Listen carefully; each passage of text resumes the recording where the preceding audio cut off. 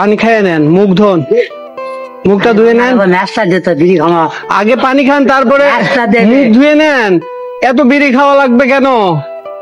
হ্যাঁ, বসেন বসেন, দিচ্ছি দিচ্ছি, বসেন বসেন। ম্যাচ বিড়ি দিচ্ছি, বসেন বসেন।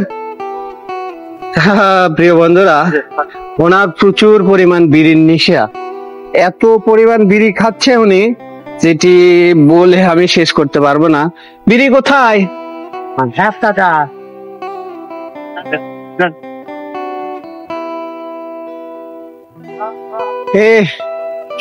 ওখানে একটা ম্যাচ নিয়ে আসে।